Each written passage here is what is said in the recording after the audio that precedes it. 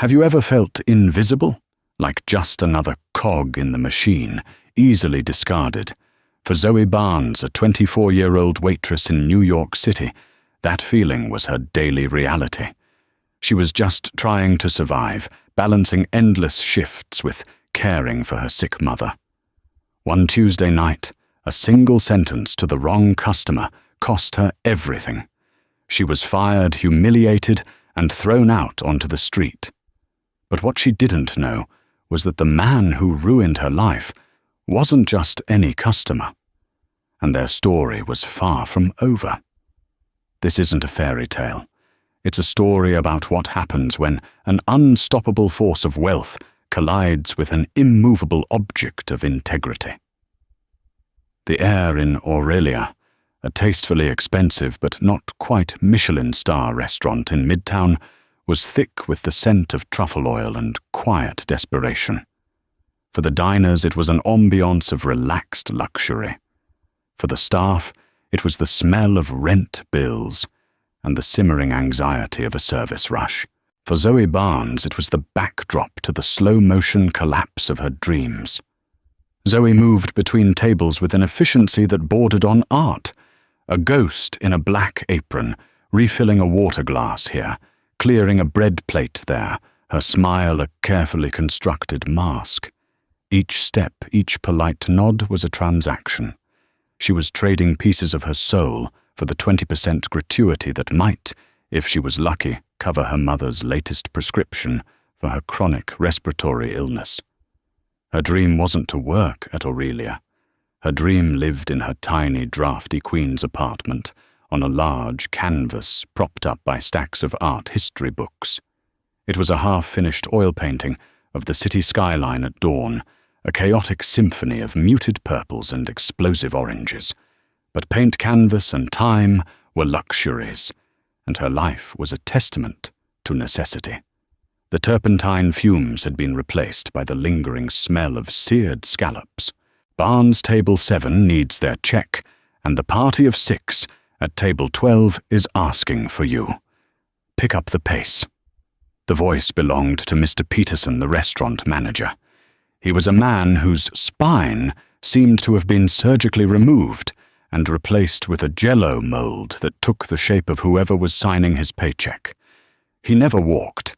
He scurried, his eyes constantly darting, searching for problems to solve, or more accurately, problems to blame on his staff. On it, Mr. Peterson. Zoe said, her voice a practiced neutral tone. She had long ago learned that any hint of personality was a demerit in his eyes. The party of 6 was a boisterous group of finance bros celebrating a deal. They were loud, demanding, and treated her like a piece of furniture that could deliver cocktails. They argued over who would pay flashing corporate cards, each trying to out-alpha the other. Zoe stood patiently, the smile plastered on her face, feeling like it was cracking the skin underneath. After they finally settled, they left her a 7% tip on a $900 bill, $63 for 2 hours of being treated like a servant. She tucked the cash into her apron, the crumpled bills feeling like an insult. It was better than nothing. It had to be. The clock on the wall crept past 9 p.m. The main rush was dying down, leaving behind the dregs of the evening, the lingering couples, the late-night business dinners. Zoe was assigned a new table in the quietest, most secluded corner of the restaurant. A single diner. A man. He was already seated when she approached. He wore a simple, dark grey bespoke suit, the kind of clothing so perfectly tailored it seemed to lack seams. It was understated, but screamed money more loudly than any designer logo. He didn't look up from his phone as she neared. His face was sharp with a strong jawline and dark, intense eyes that were currently lasered onto the glowing screen. He couldn't have been much older than 35, but he carried an aura of profound weariness, as if he bore the weight of an entire empire on his shoulders. "Good evening, sir. My name is Zoe, and I'll be taking care of you tonight. Can I start you off with some water or a drink from the bar?" she asked, her voice smooth and professional. He didn't respond. His thumb just continued to move furiously across the screen of his phone. A tiny muscle in his jaw twitched. Zoe stood there for a full 30 seconds, a lifetime, in restaurant time. The silence was heavy, awkward, and demeaning. She could feel the eyes of Mr. Peterson from across the room. She cleared her throat gently. "Sir." He finally looked up, but not at her. His eyes scanned the table, a flicker of annoyance crossing his features. "Just water." Still, no ice. His voice was a low, gravelly baritone, clipped and utterly devoid of warmth. He immediately looked back down at his phone, the invisible wall between them instantly rebuilt. The dismissal was so complete, it was like a physical slap. Zoe felt a familiar hot prickle of resentment. She was a person, a human being standing 3 feet away from him. But to him, she was a voice, a function, a pair of hands to bring him water. She took a deep, steadying breath, quashed the feeling, and walked away. "Right away, sir," she said to his bowed head. This was the job, to be invisible, to serve. Tonight, however, the weight of that invisibility felt heavier than ever before. As she filled the crystal glass from a chilled bottle of aqua panna, she couldn't shake a feeling of foreboding. It was just another Tuesday, but something in the air felt different. It felt like a tipping point. Zoe returned with the water, placing it silently on a linen coaster to the man's right. His phone was now pressed to his ear. His conversation a series of terse, aggressive commands. "No, that's unacceptable. Liquidate the position. I don't care what the projections say. The risk is unmitigated. Do it now." He gestured impatiently with his free hand, a dismissive flick of the wrist, indicating he was ready to order. Zoe held her notepad, waiting for a break in the verbal onslaught. He covered the phone's mouthpiece with his hand, his eyes finally meeting hers for the first time. They were the color of cold slate, and held a penetrating, analytical gaze that made her feel like a specimen under a microscope. Steak, medium rare, no sauce, side of asparagus. That's all. He didn't look at the menu. He didn't say, "Please." He didn't say, "Thank you." Before she could even confirm the order, the phone was back at his ear. "Listen to me, Robert. If that deal doesn't close by morning, you can clear out your desk. I'm not bluffing." Zoe retreated to the point-of-sale system, her fingers tapping in the order with more force than necessary. Every fiber of her being screamed in protest. It wasn't the brusqueness, she was used to that. It was the calculated dehumanization. It was the unspoken assertion that his world was so important, so monumentally significant, that the basic courtesies afforded to another human being were an unnecessary expenditure of his precious time. She thought of her mother Grace, whose polite, gentle nature seemed like a relic from another era. Grace had always taught her that kindness cost nothing, and that a person's true character was revealed in how they treated those who could do nothing for them. This man, Zoe thought bitterly, had no character at all. 20 minutes later, the steak was ready. It was a perfect filet mignon, expertly cooked. She placed the plate before him, moving with quiet grace. He was off the phone now, but his fingers were typing a furious email, his brow furrowed in concentration. "Your filet, sir," she said softly. He grunted in acknowledgement, not looking up, as she turned to leave her elbow moving in the tight space between his table and the empty one beside it, brushed against his water glass. It was a feather-light touch, but the glass was precariously perched on the edge of the coaster. Time seemed to slow down as the crystal tumbler tipped a graceful silent arc of impending disaster. It landed on the table with a dull thud, not shattering, but sending a wave of ice-cold aqua panna cascading directly onto the lower half of his phone and the sleeve of his $1,000 suit. The man froze. His head snapped up, his eyes blazing with a fury so intense it was almost breathtaking. The cold, indifferent mask was gone, replaced by a thunderous rage. "What in God's name do you think you're doing?" he snarled, his voice low and dangerous. He snatched the phone up, wiping it frantically with a napkin. "Sir, I am so incredibly sorry," Zoe began, her heart pounding in her chest. "It was a complete accident." "Let me get a towel." "An accident?" He let out a short, incredulous laugh that held no humor. He stood up, shaking his arm, droplets of water flying from the fine wool of his jacket. "This is a $2,000 phone and a $5,000 suit, and you're talking about an accident. Do you have any idea the call I was on?" The information on this device, Zoe's apology, died on her lips. The sheer arrogance, the immediate leap to the monetary value of his possessions over the genuine mistake of a fellow human ignited the fuse that had been shortening all night. The frustration from the 7% tip, the worry about her mother's medical bills, the exhaustion of being treated as less than it all coalesced into a single point of white-hot anger. "I understand that, sir," she said, her voice steady, but with an edge she hadn't intended. "But it was still an accident. A spill. It happens. It happens." He repeated his voice, rising, drawing the attention of the few remaining diners. "It happens because of incompetence. I expect a certain level of service when I pay for a meal at a place like this, not to have my property damaged by a clumsy waitress." Clumsy waitress. The words hung in the air, dripping with condescension. And that's when Zoe snapped. The carefully constructed mask of the professional server didn't just crack, it shattered into 1,000,000 pieces. She took a half-step forward, her chin up, and looked him directly in the eye. Her voice was quiet, but it cut through the silence of the restaurant like a surgeon's scalpel. "With all due respect, sir," she began the phrase, a polite Trojan horse for the verbal assault to come, "your suit will dry. Your phone, likely being a top-of-the-line model, is probably water-resistant.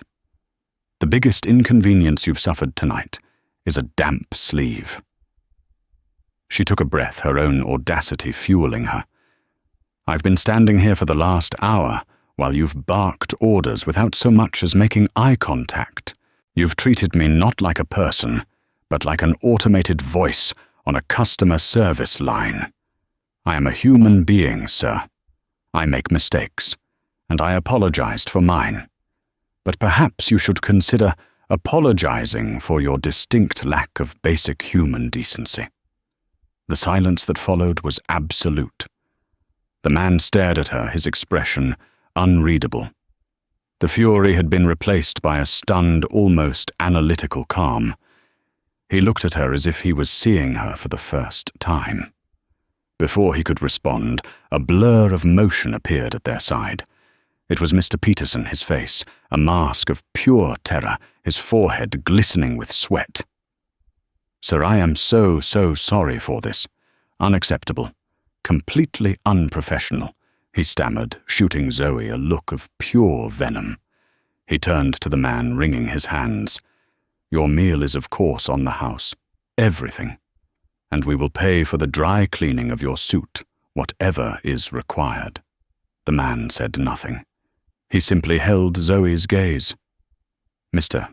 Peterson, mistaking the silence for a demand for further action, rounded on Zoe.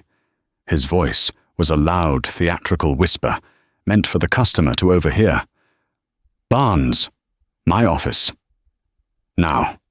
He then turned back to the man. "She will be dealt with, sir. I assure you. We have a zero-tolerance policy for disrespecting our clientele." Zoe's stomach plummeted. She knew what was coming. She had crossed a line that could not be uncrossed. But as she looked at the silent, powerful man and her groveling, terrified manager, she felt a strange, liberating sense of calm. She had spoken the truth. She followed Mr. Peterson towards the back, the man's cold, slate-grey eyes following her every step of the way. In the cramped, windowless office, the verdict was swift and brutal. "Are you insane?" Peterson hissed, his face inches from hers. "Do you know who that could be? That man could be anyone. A food critic, an investor, a man who owns the entire block. You don't talk to a customer like that. Ever. He was incredibly rude, Mr. Peterson. He dehumanized me. I don't care if he asked you to tap dance on the table while singing the national anthem. You say, 'Yes, sir.' You smile. That is the job he seethed. You are a liability, a loose cannon. Get your things. You're fired." The words hit her like a physical blow. Fired. Just like that. "You're firing me over a spilled glass of water," she asked, her voice trembling slightly.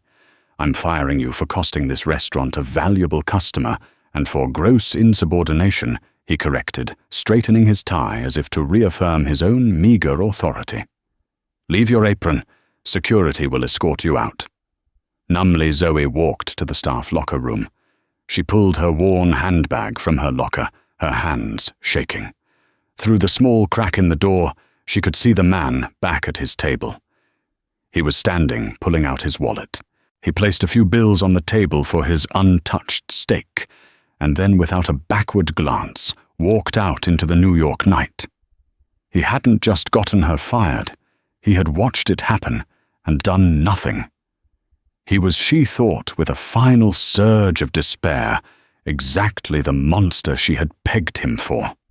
The automatic glass doors of Aurelia hissed shut behind Zoe, severing her from her life of the past 3 years. The cool night air of Manhattan, usually a welcome reprieve, felt sharp and hostile. It was drizzling a fine, misty rain that wasn't heavy enough for an umbrella, but persistent enough to seep into your clothes and your spirit. Zoe stood on the sidewalk, clutching her handbag, the restaurant's warm, golden light at her back, a mocking reminder of the world she had just been violently ejected from. The sounds of the city, the distant wail of a siren, the rumble of a passing subway, the laughter from a nearby bar seemed amplified alien. She was an anchorless ship in a sea of indifferent souls. Fired. The word echoed in her mind, each reverberation chipping away at her composure. It wasn't just the loss of income, though. That was a terrifying, gaping maw that had just opened up beneath her feet. It was the humiliation, the injustice. Fired for demanding to be treated like a person. She began to walk with no destination in mind other than away. Away from Mr. Peterson's smug face, away from the clatter of silverware, away from the ghost of the man in the grey suit. Her feet, already aching from an 8-hour shift, carried her east towards the river. The drizzle began to plaster her thin blouse to her skin. Each step was a calculation of failure.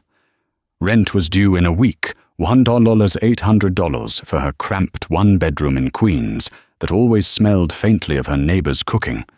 Then there was the electric bill, her student loan payments, and the biggest, most monstrous expense of all, her mother's medical care. Grace's insurance didn't cover the full cost of her inhalers and the experimental medication that seemed to be the only thing keeping her out of the hospital. The co-pays were crushing a relentless drain that Zoe's meager paycheck and tips barely managed to cover. A sob caught in her throat, hot and sharp. She ducked into the alcove of a closed bookstore, leaning her forehead against the cold, damp glass of the display window. She wouldn't cry. Not here. Not on a public street, where she was just another piece of the city's scenery. She squeezed her eyes shut, fighting for control. What was she going to tell her mum? Grace's greatest fear was being a burden. She worried constantly about Zoe, about the long hours she worked, the dreams she had put on hold. The truth would shatter her. Zoe couldn't do that. Not now. She would have to lie. The thought added another layer of sickness to the pit of her stomach. After a few minutes, she straightened up and continued her trek to the subway station. The journey home to Queens was a blur. The screech of the train's wheels, the flickering fluorescent lights, the faces of the other passengers all seemed to exist behind a thick pane of glass. She felt profoundly, terrifyingly alone. Her apartment, when she finally reached it, offered little comfort. It was small, the furniture second-hand, but it was hers. And tonight, it felt like a cage. She dropped her keys on the small table by the door and walked directly to her easel. There it was, her half-finished sunrise, a vibrant, hopeful explosion of color that felt like a mockery of her current reality. She stared at it, at the confident brush strokes she'd made on her last day off a Sunday that now felt like a lifetime ago. That Zoe, the one who believed she could still claw her way out of her circumstances through her art, was a stranger. She sank onto the worn, floral-patterned sofa, the springs groaning in protest. She pulled her phone from her bag, her fingers hovering over her mother's contact photo, a smiling, healthier Grace from a few years back standing in a garden. Zoe took a deep breath, composed her voice, and pressed the call button. "Hi, Mom," she said, forcing a lightness she was nowhere near feeling. "Zoe, honey, how was work? A good night, I hope." Grace's voice was thin but warm, laced with the slight wheeze that was its constant companion. "It was fine, Mum. Same old, the lie tasted like ash in her mouth. A few good tips, so that was nice." "Oh, that's wonderful, dear. You work so hard. Are you eating properly? You sound tired. Just a long day. You know how it is," Zoe said, her eyes tracing the water stains on her ceiling. "How are you feeling? Did you take the new medication?" They talked for another 10 minutes, the conversation a carefully choreographed dance around the truth. Zoe asked about her mother's breathing, about the book she was reading, about a neighbor who had brought over a casserole. Every cheerful, reassuring word she uttered felt like a betrayal. When she finally hung up, the silence in the apartment was deafening. She sat in the dark, the city lights painting shifting patterns on her wall. The full weight of her situation crashed down on her. No job, no savings to speak of, a sick mother who depended on her for everything. All because she had dared to ask a rich man for a shred of decency. Despair was a cold, heavy blanket.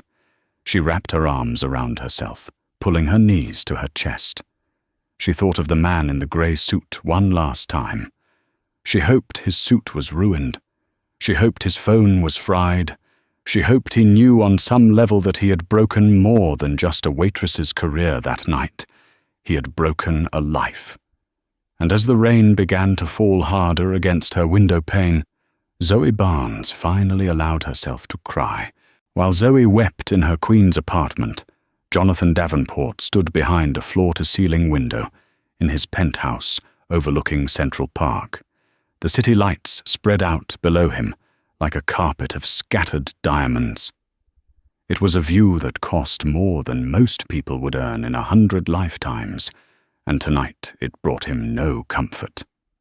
He held a glass of Macallan 25, the amber liquid untouched. The sleeve of his Tom Ford suit was still faintly damp. His phone, a secure, custom-built device, had survived the water without a glitch, but the conversation he'd been having had not. The multi-billion-dollar acquisition of Innovate Dynamics. A deal he had spent 6 months personally negotiating was collapsing. Robert, his head of acquisitions, had fumbled. The other side was getting cold feet, spooked by a rumor Jonathan was certain had been leaked from his own board of directors by someone who wanted to see him fail. This was his world, a viper pit, dressed in Italian suits and corporate doublespeak. He had inherited Davenport Industries a year ago after his father's sudden death, and the pressure had been relentless. Every move he made was scrutinized. Every decision was questioned by old guard executives who still saw him as the reckless son, not the new king. He had gone to Aurelia to think. It was an old habit from before he had taken over the empire, a quiet, unassuming place where no one knew him, where he could be anonymous and escape the crushing weight of his own name. But his problems had followed him buzzing in his ear through his phone. He had been an ass to the waitress. He knew it. In his mind, she had been just another piece of the background noise, another distraction from the crisis at hand. Her voice, the spill, her sudden fiery defiance, it had all been an unwelcome intrusion into his high-stakes drama. But now, in the sterile silence of his penthouse, her words came back to him. "I am a human being, sir. I make mistakes. But perhaps you should consider apologizing for your distinct lack of basic human decency." No one had spoken to him like that in years. His life was a curated echo chamber. His employees said, "Yes, Mr. Davenport." His board members said, "An interesting perspective, Jonathan." His dates said, "Whatever you think is best." They were all sycophants, angling for his money, his power, his influence.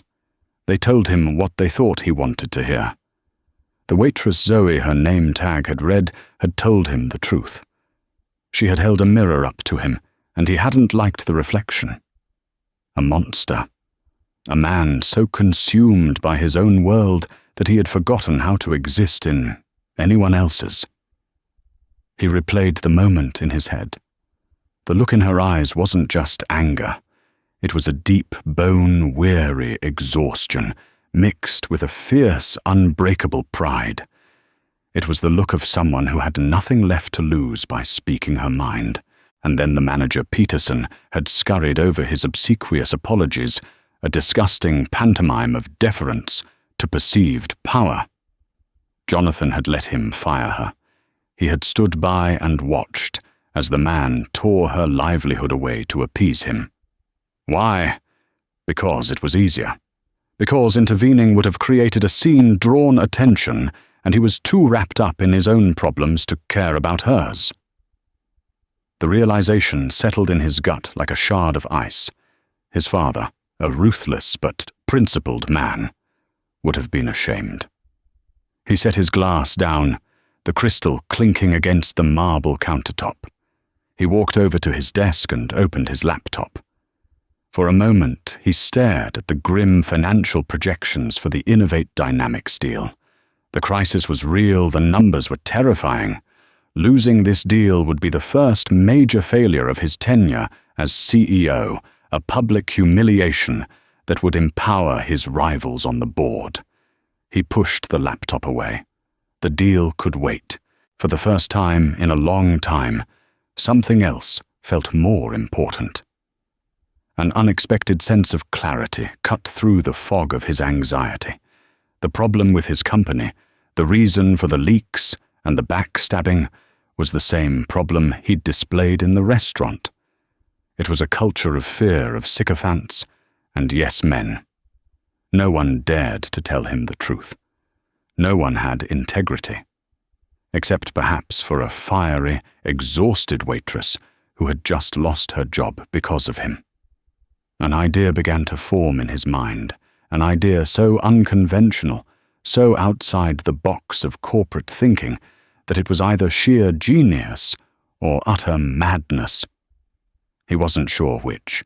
He picked up his phone not to call his lawyers or his acquisition team, but to call his head of security, a stoic ex-Mossad agent named Ben. Ben Jonathan said, his voice firm, all trace of his earlier anger gone. "I need you to do something for me. There was an incident tonight at a restaurant called Aurelia in Midtown. A waitress was fired. Her name is Zoe Barnes. I want you to get me everything you can on her. Her address, her financial situation, her family.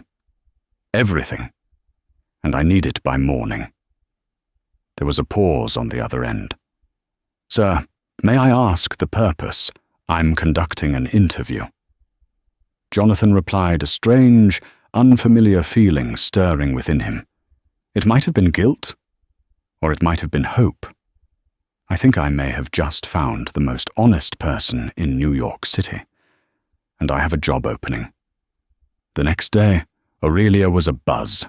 The story of Zoe's firing had spread like wildfire among the staff. Most felt a sense of grim satisfaction that someone had finally stood up to a rude customer, but it was overshadowed by the sobering reality of her dismissal. It was a clear message from Mr. Peterson: toe the line, or you're next. Mr. Peterson himself was preening. He felt he had handled the situation with masterful authority, protecting the restaurant's reputation and demonstrating his unwavering commitment to client satisfaction. He was retelling the story to the lunch shift hostess, embellishing his own role when the glass doors hissed open. In walked the man from the night before. This time he wasn't on his phone. He wasn't distracted. He walked in with an air of purpose and quiet command that made every head in the room turn. He was still wearing a perfectly tailored suit, a charcoal grey one today, and his presence seemed to suck all the air out of the room. Mr. Peterson's eyes widened. A surge of triumphant validation rushed through him. The customer had returned. He must have been so impressed with the manager's swift action that he had come back to become a regular. This was his moment. So welcome back to Aurelia. Peterson gushed, scurrying towards him, his hand outstretched. It is an absolute honor to have you with us again. Please allow me to personally seat you at our very best table. Jonathan Davenport looked at the offered hand, but didn't take it. His slate-grey eyes were cold and unblinking. I'm not here to eat, he said, his voice calm and dangerously low. I'm here for Zoe Barnes, the waitress from last night. I'd like to speak with her. Peterson's smile faltered. He dropped his hand, a flicker of confusion in his eyes. Miss Barnes, I'm afraid that's not possible. As I assured you last night, her employment was terminated immediately following her unprofessional conduct. He said the last part with a proud, conspiratorial air, as if they were partners in justice. I see Jonathan said, his expression unreadable. So you fired her? To appease me? Of course, Sir Peterson said, puffing out his chest. Our clients are our #1 priority. Her behavior was unacceptable. Her behavior, Jonathan repeated, slowly letting the words hang in the air, was that she told the truth. She pointed out that I was being an arrogant, ill-mannered jackass. And she was right.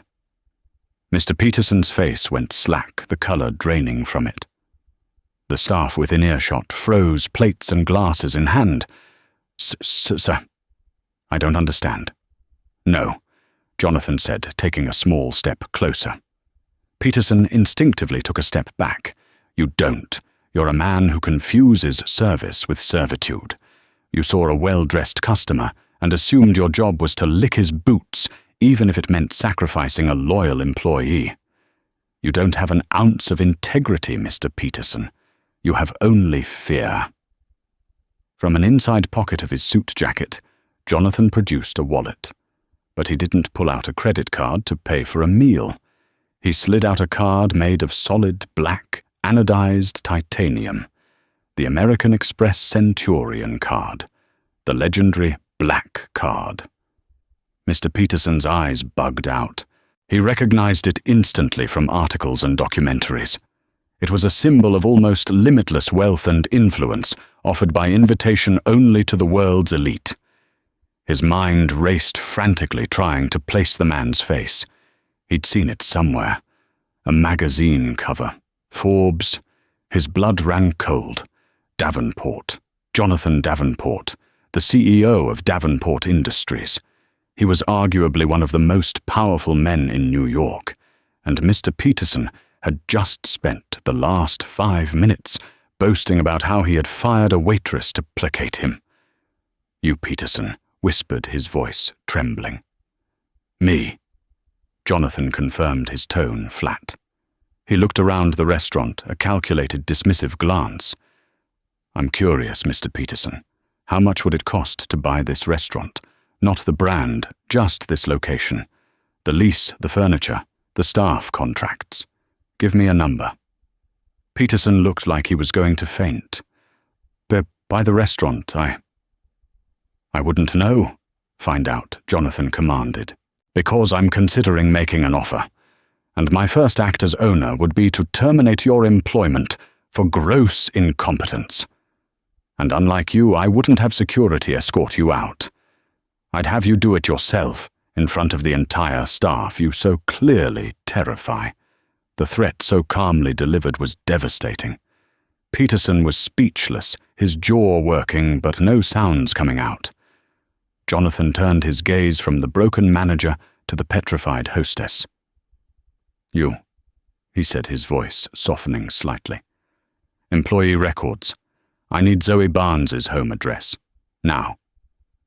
The hostess, a young woman named Maria, who had always been friendly with Zoe, looked from Jonathan's commanding face to Mr. Peterson's ashen one. She made her decision in a heartbeat. Yes, sir. Right away, sir. She disappeared into the back office. A minute later, she returned with a slip of paper. Jonathan took it, gave the young woman a brief, appreciative nod, and then turned to leave. He paused at the door and looked back at the shell-shocked Mr. Peterson. A word of advice, Jonathan said, his voice carrying through the silent restaurant. Character is not about how you treat your superiors. It's about how you treat those you have power over. You failed the test. And with that, he was gone, leaving behind a shattered manager and a restaurant staff that was for the first time seeing a very different kind of power in action. The black Mercedes Maybach S680 looked like a spaceship that had taken a wrong turn and landed in Zoe's neighborhood in Queens. It moved silently down the street, its polished exterior reflecting the gritty red brick apartment buildings and bodegas. People on the street stopped and stared at the vehicle, a symbol of a world so far removed from their own, it might as well have been from another planet. Inside, Jonathan Davenport reviewed the file Ben had prepared for him. Zoe Barnes, 24 years old, graduated with a BFA from Hunter College with honors. Student loans $58,000, current bank balance $412.37. Single, sole provider for her mother, Grace Barnes, 56, suffering from idiopathic pulmonary fibrosis. The file contained copies of mounting medical bills and letters from insurance companies denying coverage for certain treatments. The dry, factual report painted a picture of quiet, desperate struggle. It made Jonathan's actions at the restaurant seem even more monstrous. He hadn't just knocked over a single domino. He had taken a sledgehammer to the entire precarious structure of this young woman's life. The car purred to a stop in front of her building, a 5-story walk-up with chipping paint and rusty fire escapes. "I'll wait here, sir," his driver said, his eyes scanning the unfamiliar street. "No," Jonathan said, surprising himself as much as the driver. "I'll go alone." He got out the contrast between his bespoke suit and the worn-out concrete stoop, almost comical. He walked into the dim, narrow lobby that smelled of stale cigarettes and disinfectant. Apartment 4B. He began the climb up the creaking stairs. When he knocked on the door of 4B, he could hear movement inside, then silence. He knocked again, more gently this time. The door opened a few inches, held by a chain lock. Zoe's face appeared in the gap. Her eyes were red-rimmed and puffy. Her hair was tied back in a messy bun, and she was wearing a paint-splattered sweatshirt. She looked tired, vulnerable, and completely shocked to see him. Her shock quickly morphed into disbelief, then into pure, unadulterated fury. She breathed, her voice filled with venom. "You have got to be kidding me." She tried to slam the door, but Jonathan was ready. He put his hand flat against it, easily, stopping its momentum. "Please, Miss Barnes."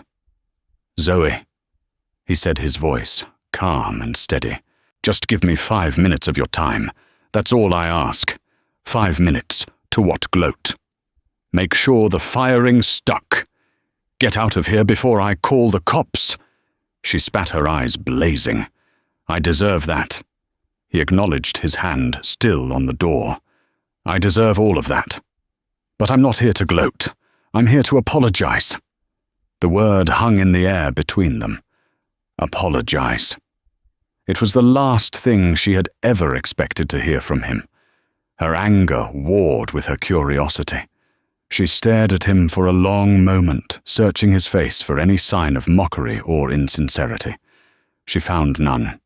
His slate-grey eyes, which had been so cold and dismissive last night, were now filled with a genuine somber regret.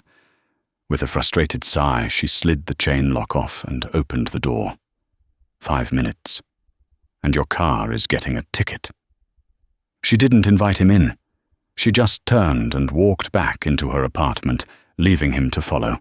He stepped inside his large frame, seeming to shrink the already small living space. The room was dominated by the huge, vibrant canvas on the easel. He found himself captivated by it, the raw energy and emotion captured in the brushstrokes. This wasn't the work of a hobbyist. This was the work of an artist. "I'm sorry," he began, turning his attention back to her. She stood with her arms crossed, a protective barrier. "My behavior last night was inexcusable. I was under a great deal of pressure, but that is not an excuse. It's an explanation, and a poor one. What I did and what I allowed to happen to you was wrong. Period." Zoe just stared at him, her expression stony. An apology was nice, but it didn't pay the rent. "Okay, you've apologized. Your 5 minutes are almost up." "I went back to the restaurant this morning," he continued, ignoring her dismissiveness. "Mr. Peterson will no longer be managing it. In fact, he may no longer be employed there at all, pending a conversation with the owners whom I know personally." A flicker of surprise crossed her face. "You got him fired. I made it clear that his management style is a liability," Jonathan said carefully. "He made a decision based on cowardice, and that's not something that should be rewarded. But that doesn't solve your problem, which is why I'm here." He paused, gathering his thoughts. This was the crazy part. "I'm not going to offer you your old job back, Ms. Barnes.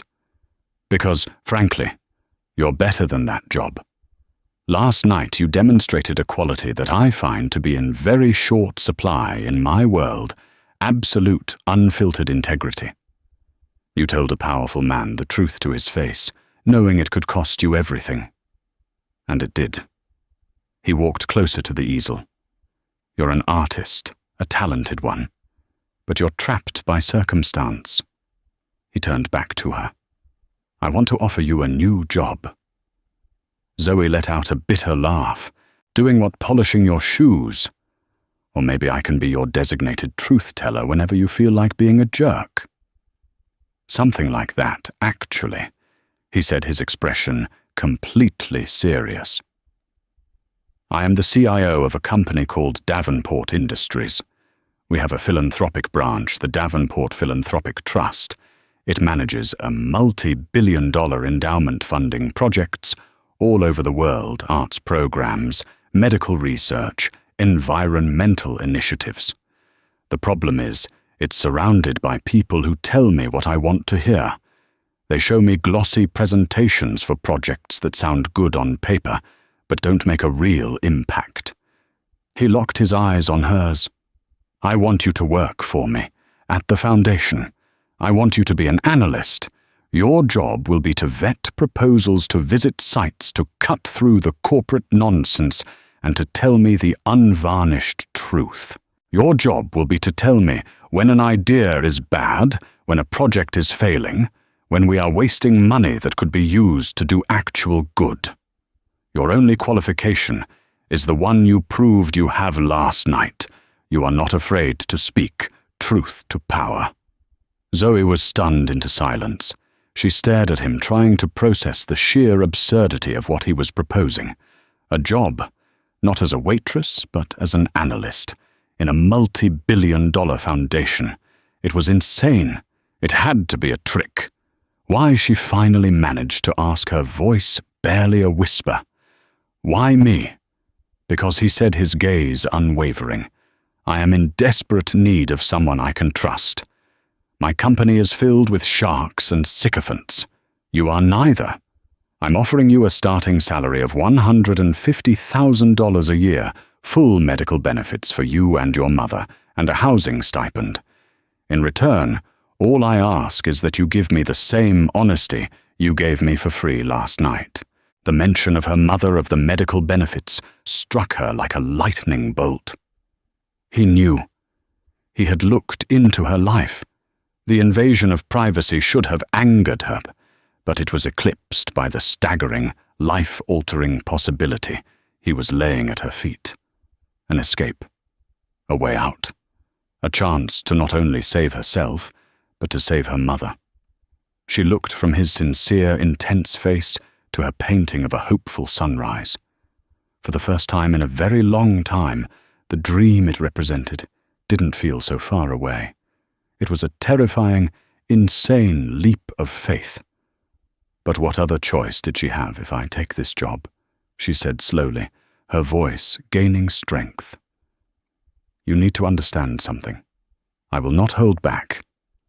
If you're making a mistake, I'll tell you. If an idea is stupid, I'll call it stupid. I will not be one of your yes men. A slow smile spread across Jonathan Davenport's face for the very first time. It transformed his severe features, making him look younger, more human. Ms. Barnes, he said. That's exactly what I'm counting on. The lobby of the Davenport Industries building in Manhattan was less a room and more a sovereign nation of marble and glass. A 30-foot waterfall cascaded down a polished granite wall, and the air hummed with the quiet, efficient thrum of immense wealth. Zoe, dressed in a simple but professional black dress she'd bought at a consignment shop, felt as out of place as her Maybach had in Queens. Her first 2 weeks had been a whirlwind of culture shock. She was given a spacious office with a view that made her old apartment feel like a shoebox. She was introduced to a sea of impeccably dressed Ivy League-educated analysts and executives who looked at her with a mixture of curiosity and suspicion. She was the waitress, the special project, Jonathan Davenport's bizarre new hire. They were polite to her face, but she could feel their judgment in the hallways. She ignored them. She threw herself into the work with a ferocious intensity. Jonathan had given her a pile of the Foundation's highest priority proposals to review a test to see what she would do. One in particular stood out. It was called the Helios Initiative, a proposal to build a state-of-the-art, architecturally stunning modern art museum in a depressed post-industrial city in the Rust Belt. It was Jonathan's pet project. The file was filled with glowing notes from him. The presentations were slick, featuring celebrity architect endorsements and projected visitor numbers. It promised urban renewal through art. On the surface, it was perfect. But Zoe dug deeper. She spent her days on the phone, not with the architects or the city officials on the proposal, but with community leaders, local artists, and school principals in the city in question. She read through the city's budget reports and local news archives. A different picture emerged. The city didn't need a monument to modern art. It needed its schools to have art supplies. It needed its community centers to stay open past 5 p.m. It needed funding for local artists who were already there struggling to make a difference. The Helios Initiative wasn't for the community. It was a vanity project, a way for the Foundation to get its name on a beautiful building. It was a multi-$100-million solution to a problem the city didn't have while ignoring the ones it did. On a Friday afternoon, she was summoned to Jonathan's office. It was on the top floor, a sprawling space with panoramic views of the entire city. He was standing by the window when she entered, looking out at his kingdom. "Zoe," he said, turning to face her. "I hear you finished your preliminary analysis of the Helios initiative. The board is excited. I'm excited. Tell me some good news." Zoe's heart pounded. This was it. The real test. Her hands, clutching a simple, no-nonsense 10-page report, were slick with sweat. She could soften the blow. She could praise the project's ambition before pointing out its flaws. She could play the corporate game. She thought of her mother, who had her first appointment with a top specialist next week, covered entirely by Davenport's insurance. She thought of her new apartment, a safe, clean space where she could finally breathe. She could protect all of it by just nodding and smiling. Then she looked Jonathan Davenport in the eye and remembered the promise she'd made in her tiny Queen's apartment. "The good news, Mr. Davenport," she said, her voice clear and steady, "is that by rejecting this proposal, you're going to save the foundation $200 million and a massive amount of public embarrassment." Jonathan's faint smile vanished. He raised an eyebrow. "Explain." She walked forward and placed her report on his massive empty desk. It looked small and insignificant on the vast expanse of polished mahogany. "The Helios Initiative is a terrible idea," she stated bluntly. "It's a top-down, ego-driven project that completely misunderstands the needs of the community it claims to serve. The people there don't need a shiny new building to house art from other places. They need investment in the culture that's already there. They need art programs in their schools, which are currently being defunded. They need grants for local artists. They need a functional community arts center, not a monument to the Davenport name." She laid out her findings, quoting the people she'd spoken to, citing the local budget shortfalls. She didn't use jargon or corporate speak. She used real words, real problems. She was passionate, direct, and utterly uncompromising. When she finished, the room was silent. Jonathan stood motionless, his expression unreadable. He walked over to the desk, picked up her report, and began to read. Zoe held her breath, her entire future hanging in the balance. He read every single page, his eyes scanning the lines of text. Finally, he put the report down. He looked up at her, and his face was completely serious. "Everyone else told me this was a landmark project," he said, his voice quiet. "My entire executive team, the architects, the city mayor, they were telling you what you wanted to hear." So Zoe replied, "I'm telling you what you need to know." He was silent for another long moment. Zoe's mind raced. Had she gone too far? Was this the end of her short, surreal career?